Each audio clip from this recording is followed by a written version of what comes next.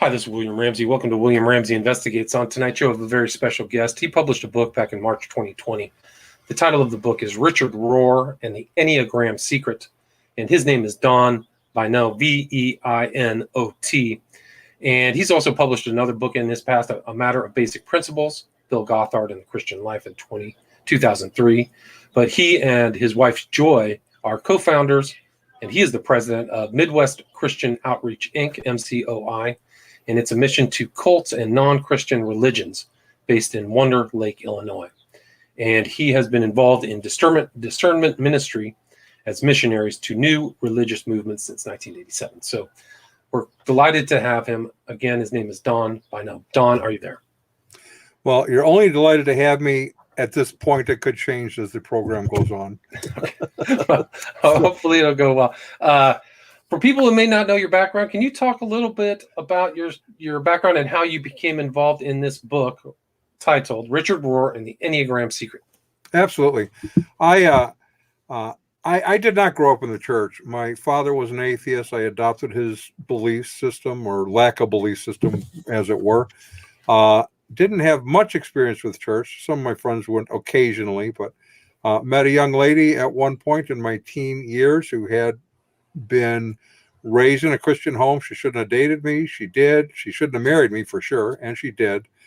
And after we had my son, she began re-questioning her faith, which then led her to ask me to look at some material. And I started realizing that I couldn't be honest and an atheist, because that's a claim to know something I can't know. So, long story short, after some research, discovering certain things, the Bible is fundamentally reliable and the resurrection is true, I became a Christian. At that point, I thought I'd just become a rich general contractor and support missionaries. I never intended on being one. My wife met some Jehovah's Witnesses and really loved them, which then changed the trajectory of our life immensely, because she wanted to learn about what it was they believed and how to reach out to them. And so we embarked on that research project. By and by, we opened a pre-recorded helpline, then advertised it so that they could call without us answering and just listen to the messages and then interact if they needed more information. Eventually, that became a live line. Once it became a live line, we started getting calls about other groups, Bill Gothard being one of them. And we incorporated officially in 1995. And so we started a research project on Bill Gothard for this reason. It occurred to us that if we didn't have the integrity to deal with false teaching in the church, we didn't have the right to deal with false teaching outside the church. So it became an integrity issue. And we spent about 6 years interacting with him, because the goal is repentance and restoration, not destroying an individual or ministry. And that did not happen. So we ended up doing the book in 2002. We published that book. We mostly deal with cults and non-Christian religions. We spent a lot of time with Wiccans and Hindus and pagans and Jehovah's Witnesses when I talk to us, Mormons and other sorts of groups. We just had Gwen Shamblin, who started a cult based on diet. And we had exposed in 2000 as teaching heretical doctrine in 30,000 churches across 60 denominations. She just died in a plane crash last week, so we had to address that to help parents know, how do I interact with my family members who are in this group? Is it a time to get them out? My caution statement is no, it's not time to help them grieve, not to attack their leader.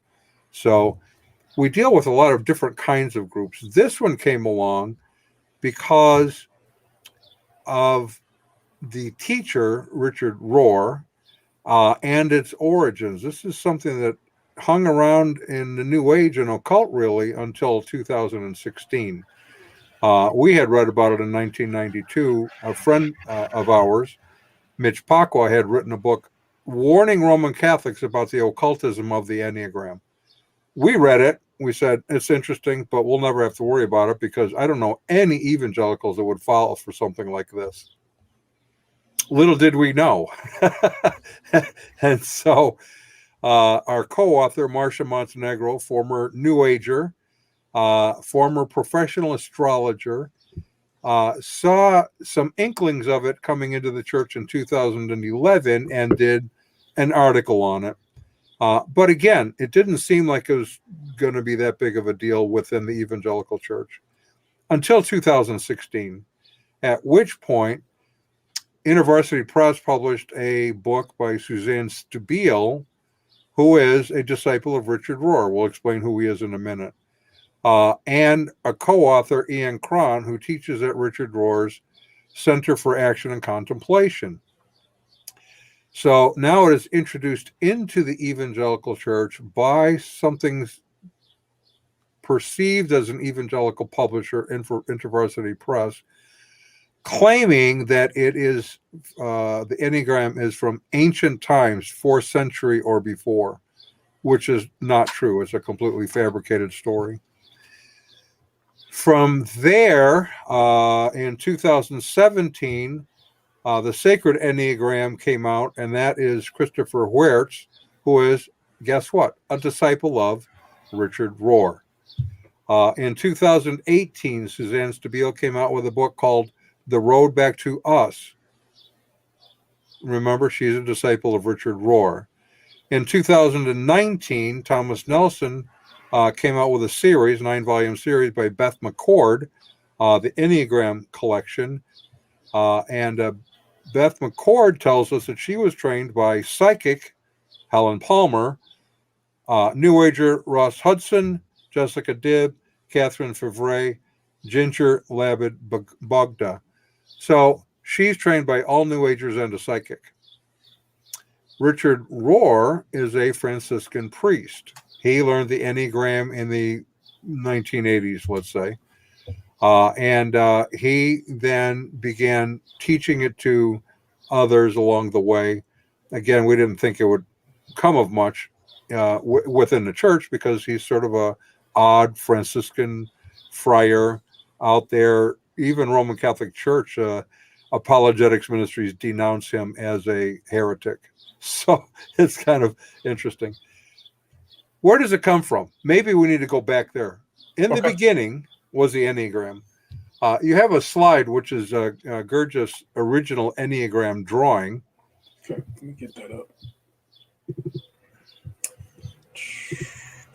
Stop this. Share screen. And which one is it on this? It's okay. the... You know what? I can make this easier for you, actually. Okay. If you like. Is that it? I'm not getting to that. Never mind. I can't make it easier. Okay. Is that the Enneagram you're referencing? That's the one. Okay. That's the first one. And one of the things that you'll notice is there are no numbers on that. Now, the numbers were added at a later time because he liked playing with numbers. But it was just this symbol, and his view was this symbol tells you everything about the entire cosmos. You can understand everything about its origins, how it developed, by adding up different the numbers 3 and 7, and then you can divide it by whatever. And he then decided another important element was the scale, the do, re, mi, which you don't have that one. But in 1949, yeah, I don't think you have that. Oh, the picture of Gurdjieff, yeah. In 1949, one of his followers, P.D. Ospinski, came out with a copy of that in his book, and the scale is on it. That is interesting because he didn't believe that you could truly understand the Enneagram without movement. And even to this day, there are Gurdjieff dance troupes that travel around the globe. Oh, there you go. Travel around the globe, performing dances that he created. And most of them have like a whirling dervish, which comes from Sufism, essentially. And so the scales correspond to the numbers. And so you have the right sounds and the right numbers to explain everything in the cosmos. None of this is about personality. That's pretty important to understand. The next figure then to grab a hold of this is in the late 1950s, early 1960s, is Oscar Ichazo. Oscar Ichazo is Bolivian born, and he started a school in Arica, Chile, called the Eureka School. He was an esoteric, like Gurdjieff, and he believed that this, in fact, he got his information from two beings. He would call them angels, I would suggest, because I'm a Christian, that they're demons. But two entities, one is the green Ketub, and the other is, I'm having a brain burp. I hate it when Metatron. Metatron, thank you. I have to think Disney, Metatron. Metatron is, as you are probably aware, comes from Jewish Kabbalah teachings. So it's sort of another esoteric character. And he then believed that accounted for what he called ego fixations. So like so many others, he's looking for the inner divine that we all naturally possess, according to many esoteric teachers. He had a disciple along the way by the name of Claudio Naranjo. Claudio Naranjo is sort of the father of psychedelic philosophy, let's say. Better spiritual experiences through pharmacy. Well, he took a hold of the Enneagram and advanced it. In fact, he tells us two things very important, and we have where he confirms this, about 3 minutes long. Two very important things. The first thing is the story that is ancient is a story he invented. And we can confirm that's likely true for two reasons. In the 1992 book by Richard Rohr, he is very clear that it has no Christian origins. Zero Christian Here's origins. the Enneagram, which... Yeah. Sorry, I didn't mean to... No, that's quite all right, because the next thing, so it's history he made up. The second thing is all of the Enneatypes he received through the occult practice of automatic writing. So which one is Naranjo in this video right here? He's the one in the purple shirt. Purple shirt. Are you ready for me to play this? I am. Okay. Go for it. I'm hitting the button. But here's the Enneagram, which is a 9-figure. It's more than a 9-figure because actually it's a folded tesseract. It also has been described as a two-dimensional representation of a rapidly unfolding lotus flower, which I like. You were referring to Oscar Ichazo. Oscar Ichazo, who I learned it from. He, at the time, used to say he had learned it from a very ancient source, from a Sumerian, Babylonians. We know that to not be true. And lately he's been meaning that he got it directly from a higher source and not from a historical source, from inspiration, from revelation, that is his word. That's probably closer to the truth. Yes, I trust it. But I get a lot of stuff from. I'm serious. I get a lot of my information from higher authorities, yes. And so do you. Yes. And we know that, and we trust this. Yes, and just like Oscar did not make a difference between what was his finding from inside of when he got from higher authority and what he got from word-to-mouth teachings, right. Which was negligible. Just as he didn't make a distinction, I adopted the same style. So when people heard me, they thought I was talking about something that comes from Babylonian origins through Oscar Ichazo to me. Well, yeah, because they trust that more. They're being scholars. They trust the scholarship makes sense. route. Yeah. Actually, when I chose to do that intentionally, and I was remembering a recommendation of Oscar Wilde, who said, "If you want an idea of yours to become famous, attribute it to a famous person." That's right. So I was more interested become famous. So at the conference, I told them I had made up this tale that all this came from millennia ago, and that this information came from the Sufis. Yes. I told him that actually Oscar Ichazo had not described any of the Enneatypes either. Actually, in the 7 months we spent with him, he devoted about 6 hours to talk about the Enneagram, but he never came to describe any one of the types. That was All that came from Enneagram, Chile, yeah. Yeah. So that yeah. came from my own observations, but mostly from automatic writing. Automatic writing? Yeah, it came to me through automatic writing. What did? The specific information And it's any types. about any types.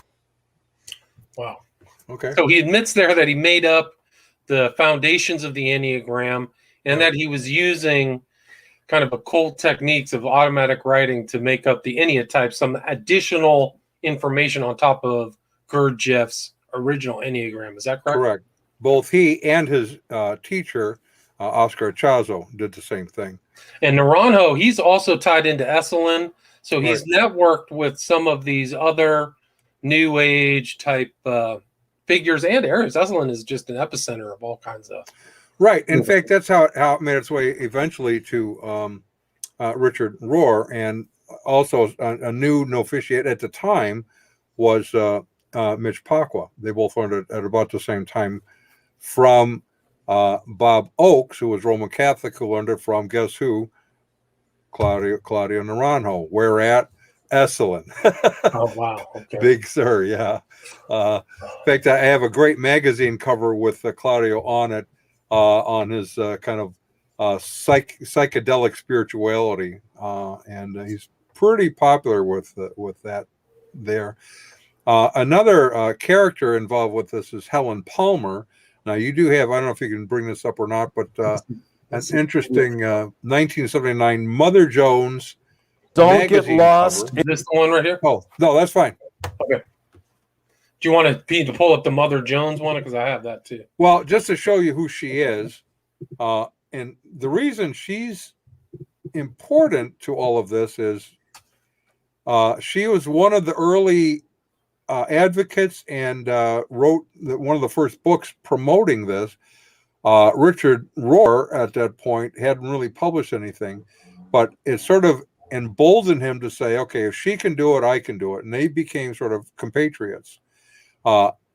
So he respects her. They work together. He thinks she's very important for Christians to go to for information. Now you want to watch the video of him explaining why. Gotcha. So let's go back. I mean, really. Let's go back. This is it. But don't get lost in the external traits. They're just partial giveaways. And when you get good at it, you read energies. I mean, really. And this is the reason that Helen Palmer got into it. She told me herself. I mean, she was a psychic intuitive. And she's convinced that you can train people to be psychic. Well, that's what this was about initially. We didn't use that kind of word in the early centuries. And what's this gentleman's name right here? This is Richard Rohr. Now you have That's met it. Richard Rohr. That's him. That's it. We'll have another one from him in a little bit. So he's explaining that she believes she can teach others to be psychic intuitives, like she is. It's something you can train someone to do. So you don't really need scripture. You need to be a psychic to really get the full flavor of religious experience. Richard Rohr is dangerous within the evangelical community. If you're a Hindu, you're going to really probably agree with him pretty much. He is what is called, and he calls himself this in his writings on his website, so this is not a secret. We're not telling stories out of school. What's called a panentheist. Is different than pantheism, which is more Hindu Eastern mysticism, where everything is God. You're God, I'm God, the desk is God, the microphone is God, and what my cat left in the litter box this morning is God. Everything is God. Richard Rohr has a little different view. Panentheism is the idea that God is bigger than the cosmos, but the cosmos is his body. So for Richard Rohr, in fact, one of his very popular books right now is The Universal Christ, holds that the cosmos is the first incarnation of the Christ. So how does this affect us? Well, here's how it affects us. His view is that we have never been separated from God, that we have always been with God. And the reason is because We are part of the creation, and the creation is the Christ, and we are therefore already in Christ from conception. Right. So there goes kind of the standard theological Christian of the fall, the return through Christ. It's gone. That's all gone. That's effectively gone. In fact, he argues that the crucifixion wasn't penal substitution. He doesn't believe that is. In fact, he thinks it's a terrible way to deal with this because we're not separated from God. But it was God identifying with us, saying, "I am for you." That's what that was all about. So you have an ostensible Christian creating his own kind of theology that's different from the Christianity formulated by its founders, or Paul. That's exactly right. Actually, going all the way back to Judaism had to deal with some of these kinds of issues, but especially in the first century, as you point out, you have Paul writing in Colossians against ascetics and other sorts of things.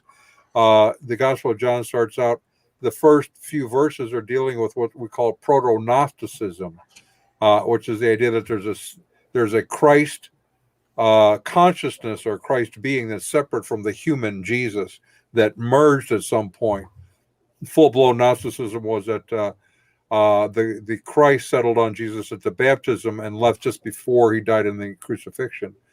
For Richard Rohr, the human Jesus, and we have a short video on this where he explains it, is different than the Christ, and they did merge together, Matthew, Mark, and Luke. In general.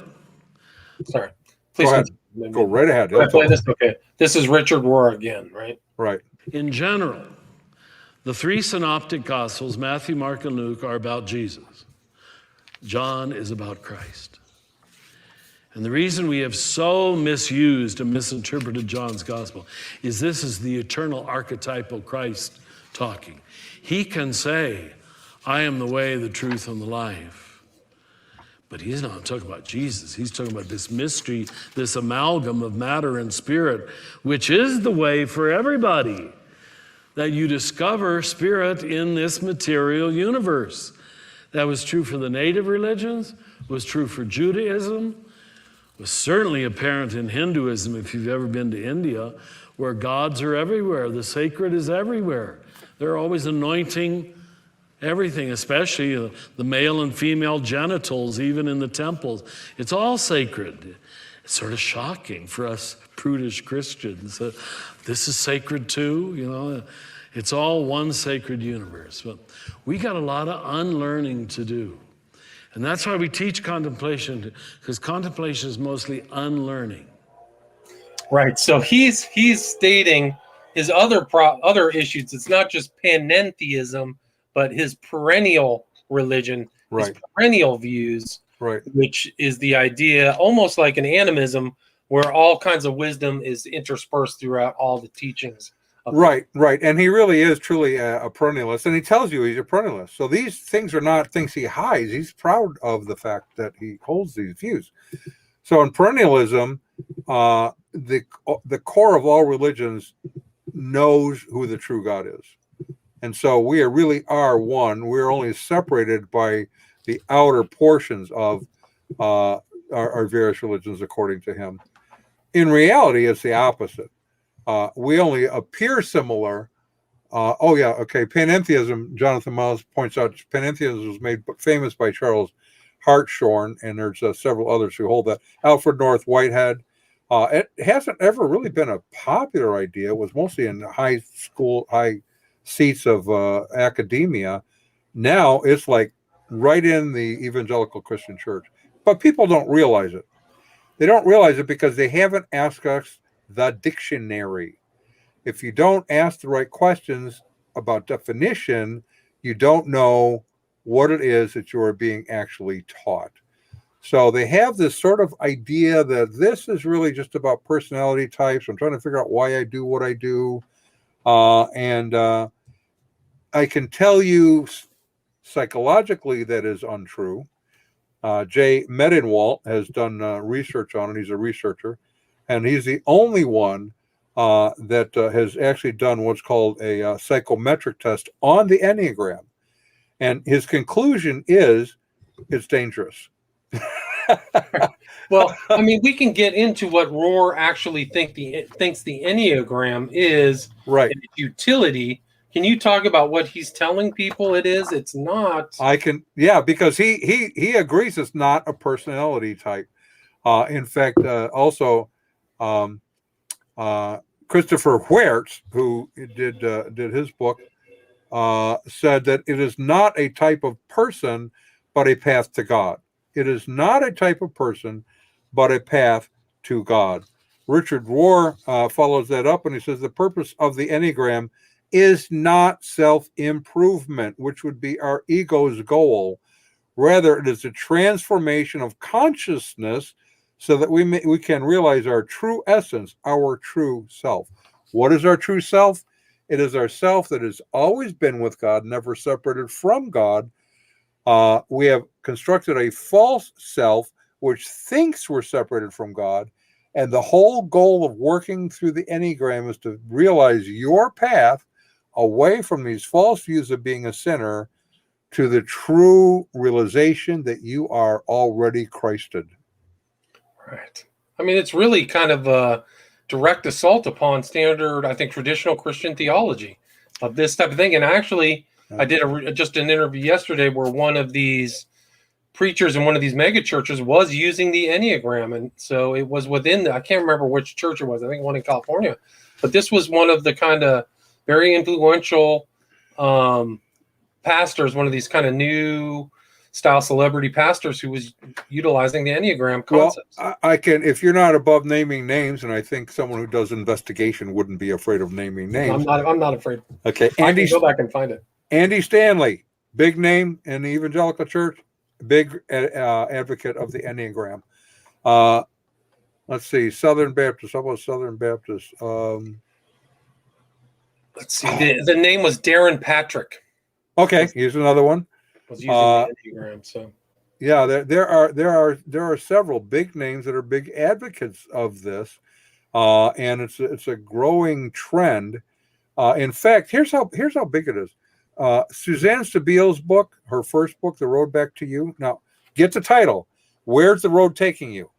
Back to you. Back to you, not to God. Back to you. Has sold over 500,000 copies. Wow, it's incredible. Christopher Huert's book, The Sacred Enneagram. The Enneagram is sacred. Who knew? Has sold over 100,000 copies. Wow, Beth McCord's high sellers. When we decided we have to do a book on this, by the time it was published in 2020, so it's just over a year ago, there were 12 books out, pro Enneagram books, in the Christian church.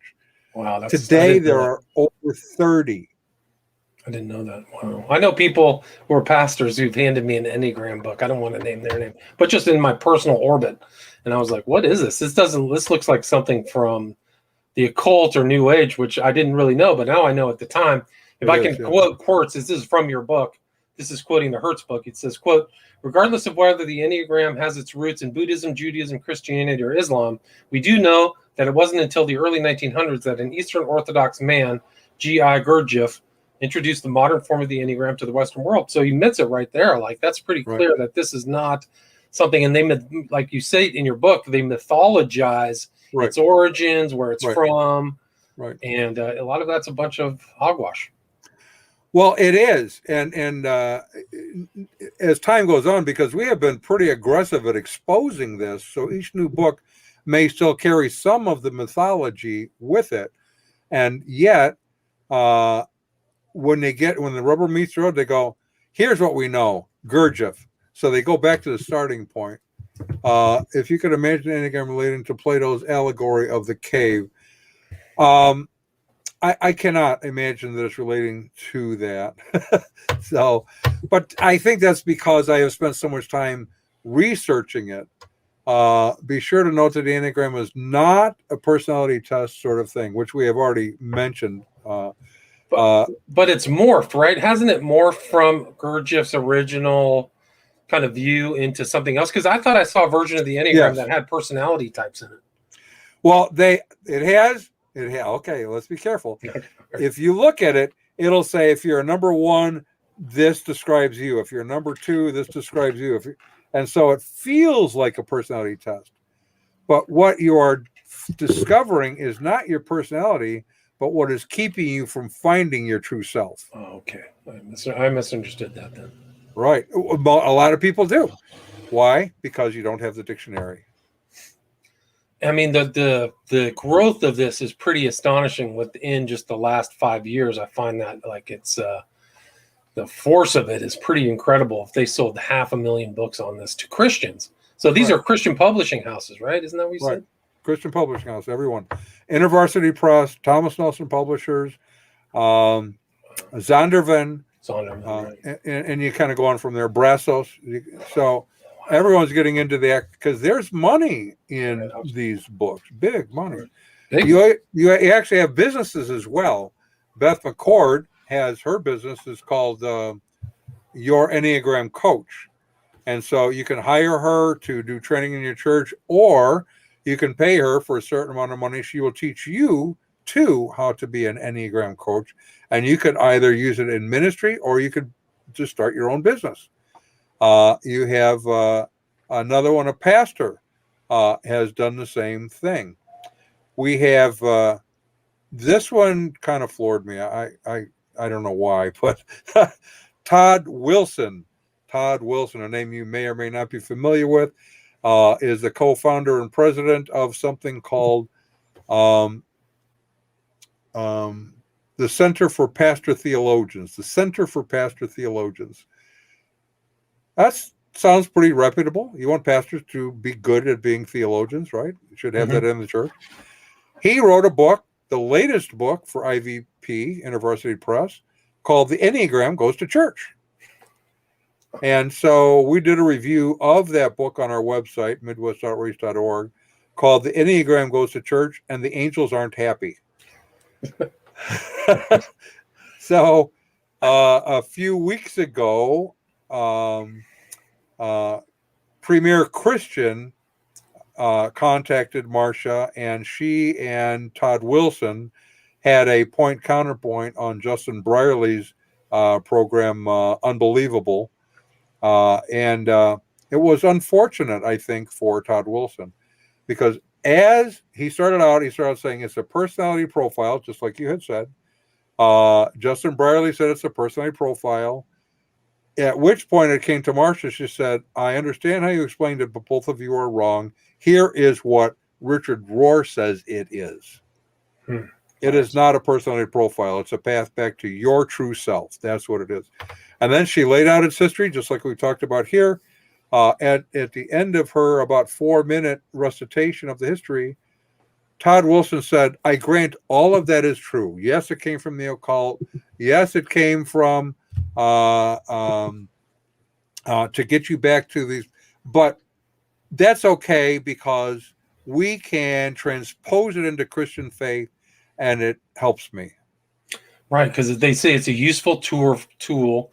Is this, would you describe this as emerging Christianity? You have that reference in the book. I don't know what that term really means. Can you just define that for me? Well, emerging Christianity really came about around the year 2000. You had the emergent church, emergent Christianity, would be Rob Bell, Brian McLaren, Tall Slim Jones. There's a whole group of them. Who initially were saying we need to have a more relational faith. I agree with that we need to get away from the corporate faith, i.e. Willow Creek, Saddleback, that sort of thing, and actually talk to each other. The problem is, in the process, they began abandoning Christianity, and here's why they began abandoning Christianity. They met a Franciscan friar by the name of Richard Rohr. Oh, no. So it all traces back to the one core roots. Contemplative prayer was in the church a little bit by a couple of mystics, but guess who really launched it? Richard Rohr. Wow. You can tie everything back from 2000. So the emergent church then merged into and became the progressive church, progressive Christianity.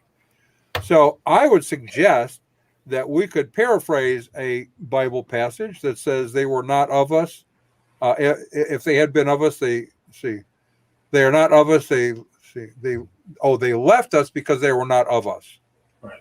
So Yep. I would say of the progressive church, they left us, they progressed from us because they were not of us. Right. And I mean, I stated kind of earlier in your talk, or you talking, that it was this Rohr has moved away from basic Christian theology, but you wrote much better. Here it says, doing right in their own eyes.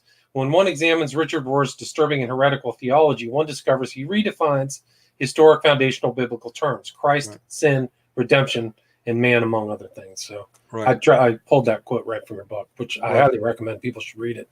It's Right. pretty very dangerous ideas. I mean, where do you see this Enneagram going from here? I mean, do you anticipate it'll expand outside of even evangelical circles, or? Well, it doesn't have to. It was already outside of evangelical circles, right? It was very popular in a lot of New Age circles.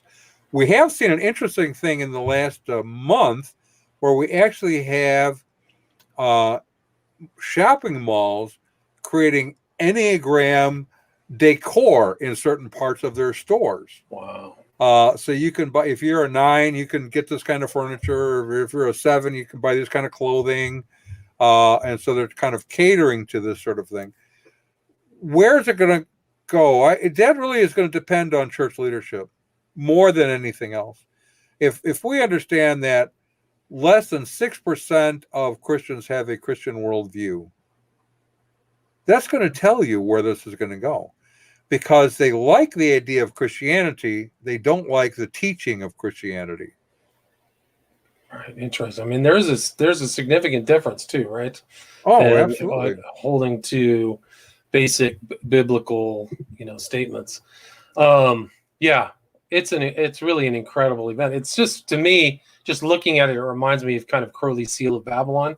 Like, it's very occult. I'm surprised that Christians would just take to this so casually, because to me it just smacks of New Age and the occult. It's very strange. It does. Here, I can probably give you a real thumbnail sketch of how it happens, because I watched it happen a lot.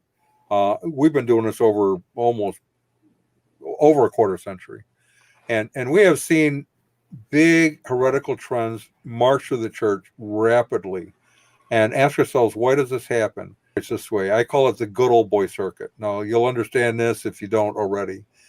Pastor Bill has a church that seems to be growing, and he's using Gwen Shelman's Way Down workshop, let's say.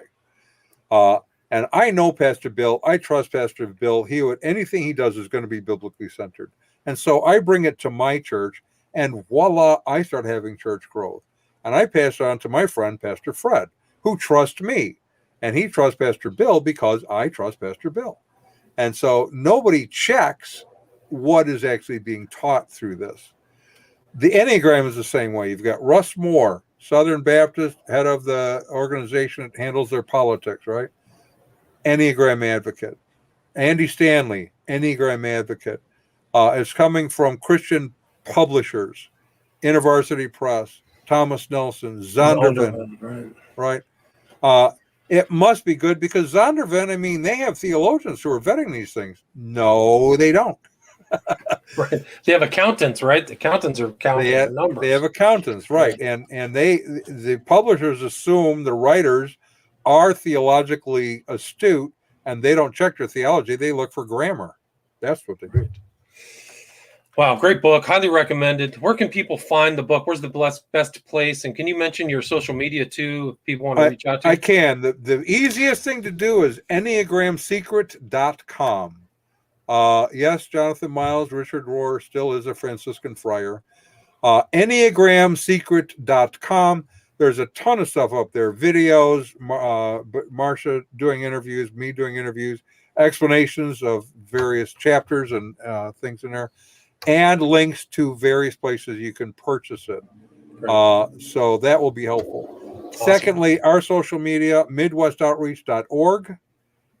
You can get to everything else that we have. We have a YouTube channel, and we're active on Facebook, MeWe, and a bunch of others. So we have a blog that goes out live every Thursday, and an e-letter. You can sign up for that on the lower right-hand corner. And our goal is that Christians are educated into a Christian worldview. major on essential doctrines of the faith. We almost rarely get involved with what we call the mechanics of the faith. We don't haggle over eschatological views. We don't really get embroiled in discussions about whether or not tongues are for today or not today. We are pretty clear: deity of Christ, Trinity, those sorts of things. What is essentially necessary to be a Christian? Awesome. Well, great book and a terrific interview. Really wonderful. Thanks for adding all of those pictures and videos as well, because I think they give the listener and myself as well some insight into this really a heretical doctrine in Christianity. So again, the title of the book is Richard Rohr and the Enneagram Secret by Don Veinot, Veinot, correct? Yep. Okay, great. Thanks a lot, Don. I appreciate it. Excellent interview. Good meeting you. Blessings. All right, taking blessing.